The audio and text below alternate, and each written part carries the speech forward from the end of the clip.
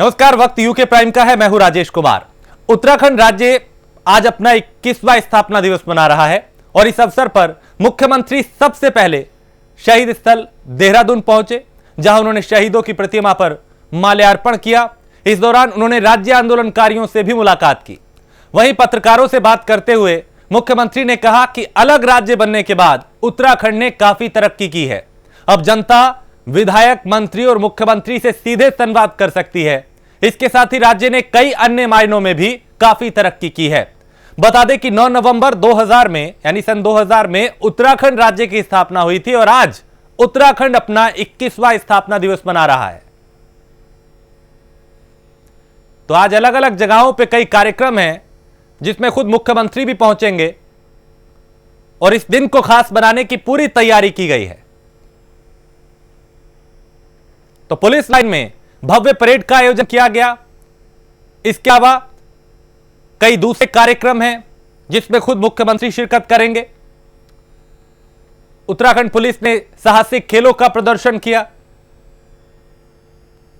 प्रवेश कर रहा है और 20-21 साल एक नवोदित राज्य के लिए बहुत अधिक भी नहीं होते, बहुत कम भी नहीं होते हैं।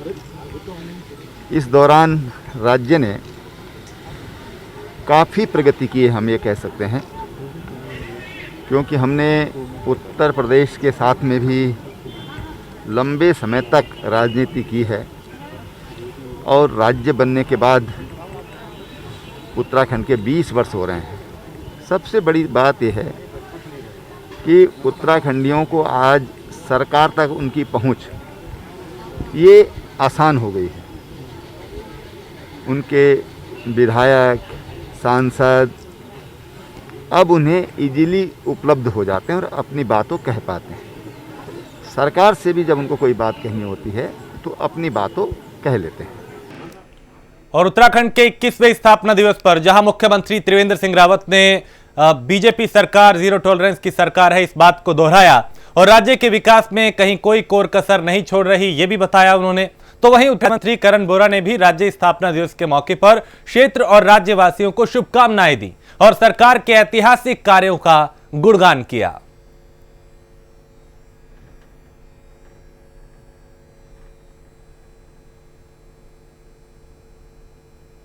स्थापना दिवस की पूरे प्रदेशवासियों को बहुत बहुत मेरी शुभकामनाएं हैं और प्रदेशवासियों के साथ साथ, क्योंकि डोईवाला विधानसभा मुख्य रूप से माननीय मुख्यमंत्री जी की विधानसभा है, इसमें भी आदर्श विधानसभा बनाने में अनेकों कार्य हुए हैं, विकास के कार्य हुए हैं। तो डोईवाला विधानसभा की जनता को भी मैं स्थापना दिवस की हार्दिक शुभकामनाएं देता हूं और मैं समझता हूं कि इस दौरान इतने कार्य हुए, उत्तराखंड विकास की ओर तेजी से अग्रसर हुआ, उसमें हम कहीं ना कहीं हमारे प्रदेश की जनता का, सभी लोगों का अपना योगदान रहा, क्योंकि बहुत संघर्षों के बाद ये हमें राज्य प्राप्त हुआ, तो हमें उत्तराखंड राज्य बना। तो इस उत्तराखंड राज्य के चहुमुखी विकास के लिए जहां सरकार कार्य कर रही है, हमारे प्रदेश की जनता का भी हम लोग सहयोग चाहते हैं। बहुत बहुत मैं समझता हूं कि ये केवल डोईवाला की बात नहीं है, ये पूरे राज्य के लिए होती है। जो भी ऐसी संस्थाएं होती हैं वो राज्य के लिए होती हैं। डोईवाला तो एक स्थान है, वहाँ के लिए सब कुछ जो हो रहा है उसमें सभी लोग उसका लाभ ले सकते हैं। अभी एक मित्र ने पूछा है भ्रष्टाचार को लेकर के। देखो, मैंने भ्रष्टाचार को लेकर मैं एक ही बात हमेशा कहता आया हूँ कि हमारी भ्रष्टाचार के खिलाफ हमारी नीति ये जीरो टॉलरेंस है। हम भ्रष्टाचार मुक्त विकास इस राज्य को देने के लिए कटिबद्ध हैं। अगर उसमें कोई बीच में कोई अड़चन आती है तो उस अड़चन को दूर कर लिया जाएगा। राजकुमार अग्रवाल हमारे संवाददाता ज्यादा जानकारी के साथ है। राजकुमार, आज चूंकि राज्य अपना 21वां स्थापना दिवस मना रहा है, क्या कुछ आज खास कार्यक्रम है? कैसे इस दिन को भव्य और खास बनाने की तैयारी की गई है? बिल्कुल, देखिए राजेश, क्योंकि आज 21वां स्थापना दिवस है तो जाहिर सी बात है हर उत्तराखंडी खुश है और लगातार हम राज्य सरकार की भी बात कर रहे हैं, क्योंकि विकास कार्य ऐसे हैं जो कि पहली बार धरातल पे पूरे दिखाई दे रहे हैं। तय समय सीमा के भीतर ये काम हुए हैं और जबकि कोरोना काल चल रहा था, बावजूद इसके तमाम ऐसे बड़े काम हुए हैं जो कि कम समय में हुए हैं। तो इस चीज को मुख्यमंत्री ने गिनाया भी अपनी उपलब्धियों में। और क्योंकि आज गैरसैंण में भी मुख्यमंत्री गए हैं, वहां के लोगों को भी सौगात दे रहे हैं इसके अलावा डोईवाला लगातार हम देख रहे थे कि मुख्यमंत्री आकर यहाँ लोगों से मिल रहे थे, और क्योंकि 11 तारीख को फिर मुख्यमंत्री डोईवाला पहुंचेंगे तो यहाँ जो सूर्यधार झील है उसका भी यहाँ कहीं ना कहीं उद्घाटन करने वाले हैं। कल हमने देखा था कि डिग्री कॉलेज में पूरे स्टेट को जो है मोबाइल कनेक्टिविटी दी गई थी। तो कहीं ना कहीं तमाम विकास योजनाएं हैं जिन्हें मुख्यमंत्री भी गिना रहे हैं, उनके तमाम राज्य मंत्री हैं जो दर्जाधारी हैं वो भी उत्तराखंड स्थापना दिवस के मौके पर अपनी सभी योजनाओं को गिना रहे हैं। तो कहीं ना कहीं बहुत बड़ा दिन आज उत्तराखंड के लिए है, और क्योंकि आज ही के दिन हमारा उत्तराखंड प्रदेश जो है अपने स्वरूप में सामने आया था, तो बड़ा दिन इसको मना रहे हैं लोग, आज खुशी से तमाम कार्यक्रम भी आयोजित कर रहे हैं। और लगातार मुख्यमंत्री ने कहा भी है कि जीरो टॉलरेंस पर हमारी सरकार काम करती है और आगे भी इसी रूप में काम करती रहेगी, क्योंकि कई बार मुख्यमंत्री का हमने बयान देखा था कि जो गवर्नमेंट है उत्तराखंड की उसको गिराने की कोशिश भी 3-4 बार हुई है। तो मुख्यमंत्री ने बिल्कुल सख्त लहजे में कहा है कि जीरो टॉलरेंस की सरकार है, किसी के दबाव में नहीं आने वाली। हालांकि कुछ असामाजिक तत्व हैं जो लगातार सरकार को परेशान करने की कोशिश कर रहे थे, घेरने की कोशिश कर रहे थे, लेकिन वो मुंह पर जवाब सरकार ने भी दिया है। पूरी कैबिनेट जो है इस समय लगातार विकास को गति दे रही है। लेकिन राजकुमार, हाँ राजकुमार, चूंकि कांग्रेस ने भी राज किया है उत्तराखंड में और भारतीय जनता पार्टी ने भी, ऐसे में पक्ष विपक्ष की अगर बात करें तो जिस सपने को लेकर उत्तराखंड बना था, क्या वो साकार होता हुआ दिखाई दिया है?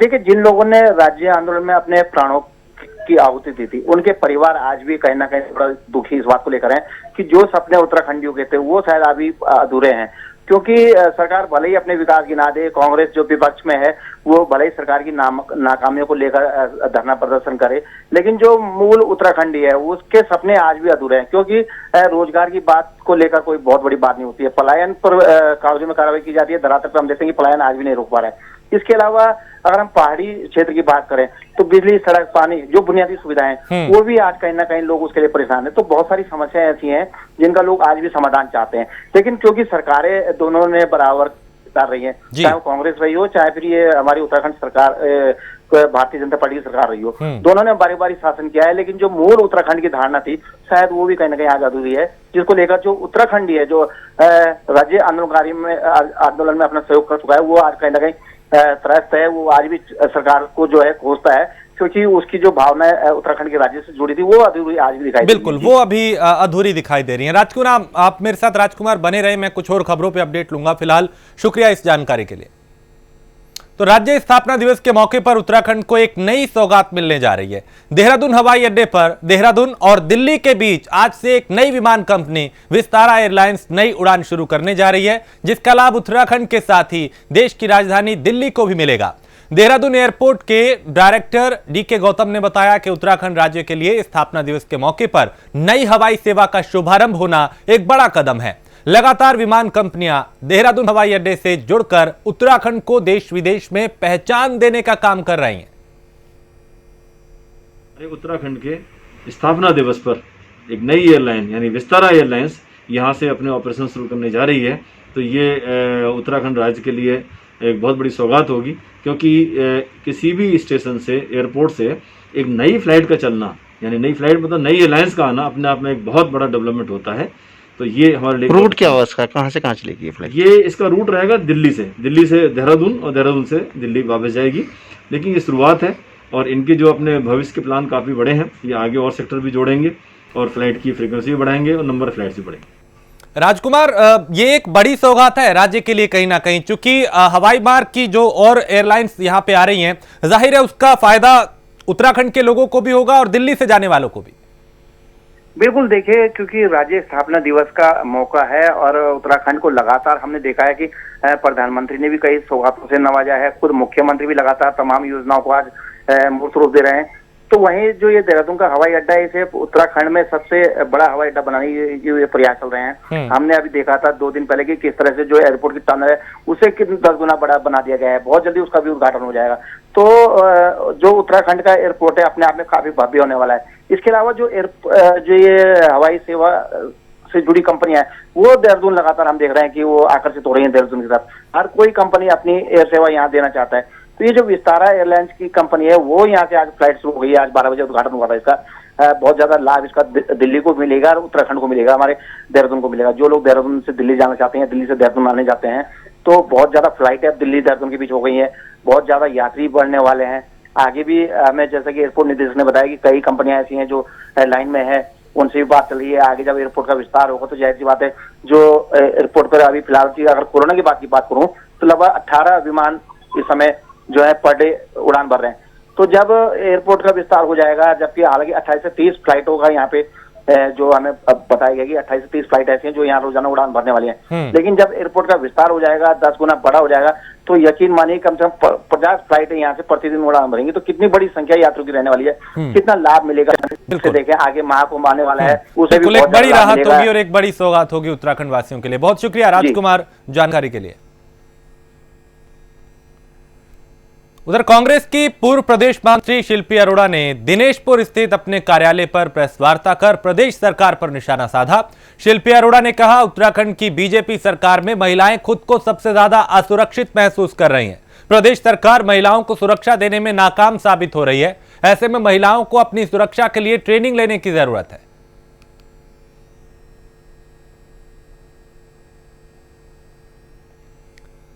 तो शिल्पी अरोड़ा यहां पे भारतीय जनता पार्टी पर निशाना साधती हुई नजर आई। खासकर महिला सुरक्षा को आधार बनाकर उन्होंने सरकार को घेरा। उन्होंने कहा कि खुद जो सरकार में महिलाएं हैं वो सुरक्षित नहीं है। इसके अलावा आम महिलाओं का तो हाल पूछिए मत। तो महिलाओं को सुरक्षा के लिए ट्रेनिंग की जरूरत है।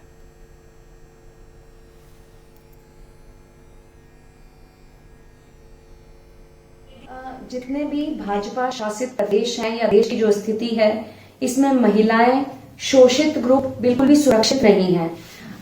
सब मैं महिलाओं को कहूंगी कि आप सरकार के ऊपर डिपेंड होने की जरूरत नहीं है, अपनी सुरक्षा की व्यवस्था खुद करें। आप देख रहे हैं, चाहे उत्तर प्रदेश की बात करें, उत्तराखंड की बात करें या देश के अन्य राज्यों की बात करें, जहां जहां भी भाजपा शासित प्रदेश हैं, वहां पर अपराधियों को, जो बलात्कारी हैं, जो आरोपी हैं, उनको संरक्षण देने का काम होता है। उन लोगों को, लोग कहते हैं कि आप राजस्थान या और जगह के रेप केसेस की चर्चा नहीं करते। वहां इसलिए नहीं करते क्योंकि किसी भी राज्य में आरोपियों को संरक्षण देने का काम नहीं होता। यूपी में आप बात करें, आप उत्तराखंड में बात करें, तो जो पीड़ित होती है उसके ऊपर केस करे जाते हैं, उनके परिवार वालों के ऊपर केस करा जाता है, उनको कोर्ट तक नहीं पहुंचने दिया जाता, उनको थाने में रेप होता है, उनको जला दिया जाता है। थोड़ा सा इम्यूनिटी बनाने के लिए तो महिलाओं को सुरक्षा के लिए ट्रेनिंग की जरूरत है, यानी महिला सुरक्षा को आधार बना के यहां पे सरकार को घेरती हुई शिल्पी अरोड़ा नजर आई।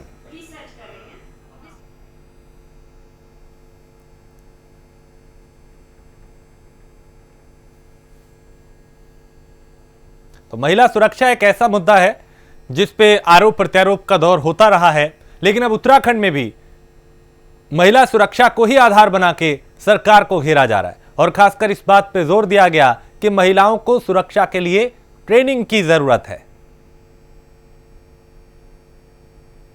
तो सरकार महिलाओं को सुरक्षा देने में नाकाम साबित हो रही है, शिल्पी अरोड़ा का यह भी बड़ा आरोप।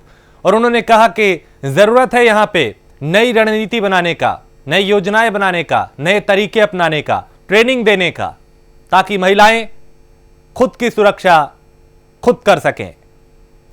त्योहारी सीजन से पहले कोरोना के प्रति लोगों को जागरूक करने के लिए हरिद्वार पुलिस एक्टिव हो गई है, जिले के मुख्य बाजार में पुलिस के जरिए फ्लैग मार्च निकाला गया, जिसमें हरिद्वार के सभी सर्किल ऑफिसर, थाना प्रभारी और पुलिस कर्मियों ने हिस्सा लिया। पुलिस कर्मियों ने हाथों में बैनर और पोस्टर लेकर लोगों को कोरोना के प्रति जागरूक किया। इस दौरान एसपी सिटी कमलेश उपाध्याय ने कहा, प्रदेश में कोरोना के मामले लगातार बढ़ रहे हैं, जिस पर पुलिस मुख्यालय और एसएसपी हरिद्वार के निर्देश पर आज पुलिस ने फ्लैग मार्च निकालकर लोगों को जागरूक किया है। उन्होंने कहा कि दीपावली के मौके में भी चूंकि त्योहारी सीजन में बाजारों में काफी भीड़ होती है, ऐसे में जरूरी है कि लोग मास्क पहने और 2 गज की दूरी का ख्याल रखें।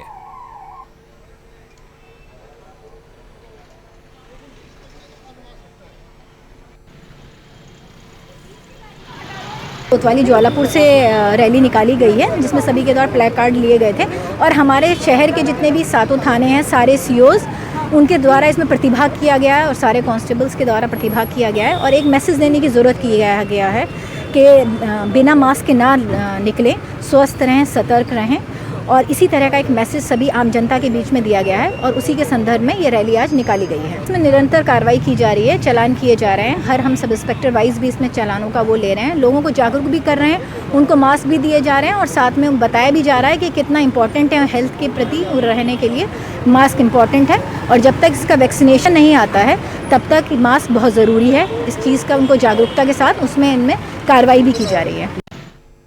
आगामी कुंभ मेले को लेकर राज्य सरकार और मेला प्रशासन तमाम तैयारियां कर रहा है। उन्हें भव्य और सुंदर किस तरह से बनाया जाए इसको लेकर भी काम चल रहा है। कोरोना महामारी की वजह से कुंभ का स्वरूप क्या होगा इसका आने वाला वक्त में ही पता चल सकेगा, लेकिन कुंभ मेले को लेकर साधु संतों में काफी उत्साह देखने को मिल रहा है। साधु संत सरकार और मेला प्रशासन द्वारा किए जा रहे काम से भी अब संतुष्ट नजर आ रहे हैं। जूना अखाड़ा के उपाध्यक्ष देवेंद्रपुरी महाराज का कहना है कि कुंभ कार्य अब सही गति से चल रहे हैं। देवेंद्रपुरी ने कहा, कुंभ को लेकर कोरोना नियमों का पालन किया जाएगा। कुंभ मेला 2021 में होने वाला है और हम लोग तो कुंभ मेला दिव्य और भव्य करेंगे, मगर कोरोना महामारी जो चल रही है उसको देखते हुए जैसा स्वरूप तैयार किया जाएगा अखाड़ों के द्वारा और प्रशासन के द्वारा उस स्वरूप में कुंभ मेला होगा। कुंभ मेला तो निश्चित होगा, कुंभ मेला को टाला नहीं जा सकता क्योंकि जो कुंभ मेले का विधान है वो अपने विधान पर सही समय पर संपन्न होगा।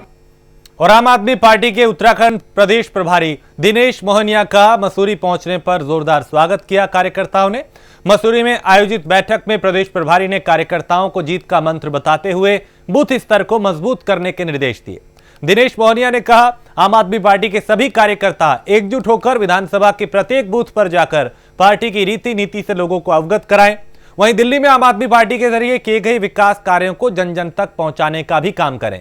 उन्होंने कहा कि आम आदमी पार्टी 2022 में उत्तराखंड में सरकार बनाएगी और प्रदेश की बिगड़ती स्वास्थ्य सेवाएं, शिक्षा, कानून व्यवस्था को सुधारने का काम करेगी।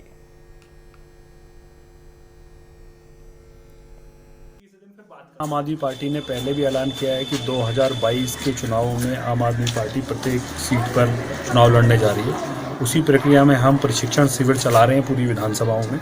उसी कड़ी में आज हम मसूरी में हैं और जीत का मंत्र के साथ साथ हमारा ये मानना है कि आम आदमी के जीवन से जुड़े हुए मुद्दे तक हम उठाते रहेंगे और जब तक पॉलिटिकल पार्टियां उठाती रहेंगी तभी इस देश में राजनीति बदल सकती है, तभी इस देश में जो जाति, धर्म और क्षेत्रीय राजनीति हो रही है उससे अलग हटकर एक काम की राजनीति की शुरुआत हो सकती है। और कांग्रेस अल्पसंख्यक प्रदेश अध्यक्ष के जरिए गुरनाम सिंह को प्रदेश सचिव बनाए जाने पर कार्यकर्ताओं ने उनका स्वागत किया। इस दौरान पूर्व विधायक नारायण पाल ने भी कार्यक्रम में शिरकत की, जहां दर्जनों लोगों ने दूसरी पार्टी छोड़कर कांग्रेस की सदस्यता ली। इस दौरान कांग्रेस पदाधिकारियों ने सरकार पर निशाना साधा और कहा कि बीजेपी ने किसानों को ठगने का काम किया। बीजेपी राज्य में हर वर्ग का उत्पीड़न हो रहा है, ऐसा भी आरोप लगाया गया।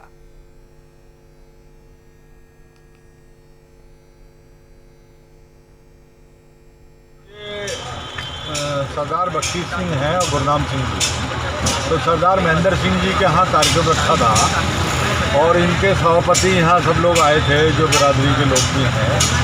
तो ये सब लोग इकट्ठे हुए थे, करीब 60-70 राजपूत समाज के जो बड़े लोग थे गांव-गांव से यहाँ ये आए थे और आज उन्होंने कांग्रेस के प्रति अपनी निष्ठा व्यक्त की है। इस कार्यक्रम को कराने के लिए बहुत दिनों से प्रयास हो रहा था और आज काफ़ी लोग, मेरे ख्याल से 3 दर्जन के आसपास के लोग आज पार्टी में शामिल गई और उसमें पूर्व विधायक नारायण पाल जी आए थे यहाँ पर और उनके सामने आज मुझे कांग्रेस पार्टी से प्रदेश सचिव नियुक्त किया गया है और मैं उनका अल्पसंख्यक से मुझे प्रदेश सचिव नियुक्त किया गया है। मैं इनका पार्टी का बहुत बहुत धन्यवाद करता हूँ। प्रदेश अध्यक्ष देवेंद्र सिंह का धन्यवाद करता हूँ और हरीश रावत जी का धन्यवाद करता हूँ। यहाँ पर आज कई समाजों के लोग आए हुए थे और कई लोगों ने आज कांग्रेस से ज्वाइन की है। बीजेपी से उन्होंने छोड़ के आज कांग्रेस को ज्वाइन किया है। जो बीजेपी के जो अत्याचार हैं, जो लोगों को बीजेपी ने आज दर्द दिया है, जैसे बिहार में आज इनका हाल हुआ है, ऐसे 2022 में उत्तराखंड में भी इनका यही हाल होगा। जोशीमठ के नीति घाटी के जंगल इन दिनों भीषण आग की चपेट में है। यहां हर तरफ धुएं का गुबार फैला हुआ है। वहीं जंगल में आग के चलते दुर्लभ वन्य जीवों की प्राकृतिक आवास भी खतरे की जद में है। आग लगने से अब वन्य जीव अपने प्राकृतिक आवास से जान बचाकर सड़कों पर दिखने लगे हैं।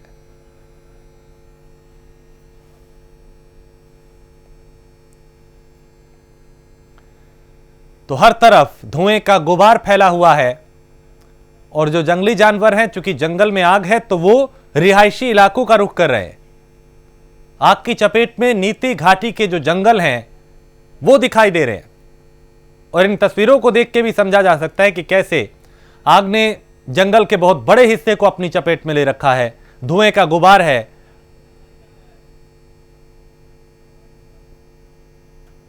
तो जो जंगली जानवर हैं, जो पशु हैं, वो जंगलों से निकल के उस आग से बचने के चक्कर में सड़कों पे दिखाई दे रहे हैं, रिहायशी इलाकों की तरफ जाते दिखाई दे रहे हैं। और इसी के साथ इस बुलेटिन में फिलहाल इतना ही। देश प्रदेश की बाकी खबरों के लिए आप देखते रहिए प्राइम न्यूज।